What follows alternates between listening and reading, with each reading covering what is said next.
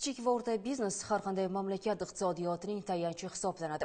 Ushbu sohani yanada rivojlantirish, tadbirkorlarning qonuniy manfaatlarini himoya qilish va ularga yaratilgan imkoniyatlardan samarali foydalanishlariga ko'maklashish maqsadida joylarda doimiy muloqotlar tashkil etilmoqda. Ana shunday uchrashuvlardan biri Toshkent shahar soliq boshqarmasi tomonidan Shoxontohur va Olmazor tumanlarida faoliyat yuritayotgan kichik va o'rta biznes vakillari bilan o'tkazildi.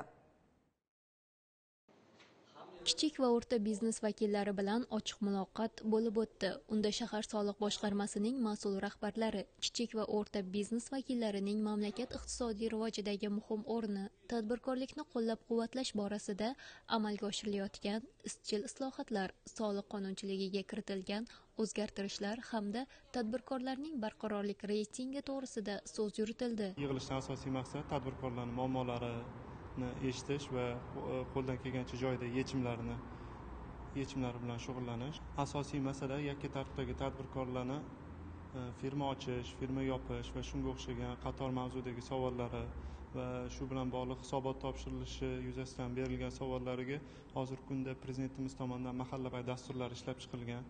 Mahalla bay bo'limi tomonidan hozirgi kunda tadbirkorlar, yakka tartibdagi tadbirkor va kichik va o'rta biznesdagi tadbirkorchilik subyektlariga hisobotlarni shakllantirishda,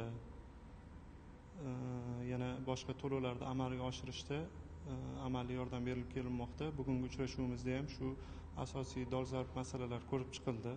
Ta'kidlash joizki, kichik va o'rta biznes yurtimizda ish o'rni, investitsiya, innovatsiya, raqobat qo'shilgan qiymat va eksportni ko'paytirishga eng katta turtki berayotgan yo'nalish hisoblanadi. Shu bois mazkur yo'nalishda faoliyat yuritayotgan ishbilarmonlar safini yanada kengaytirish, faoliyatini rivojlantirishda biznes vakillarining mavjud muammo va takliflarini o'rganish hamda ularga yechim topish muhim ahamiyatga ega. Ochiq muloqot tarzida o'tkazilgan uchrashuvda kichik va o'rta biznes tadbirkorlarining soliq hisobotlarini topshirish, imtiyozlardan foydalanish bo'yicha takliflari tinglanib, ijobiy hal etish choralari ko'rildi.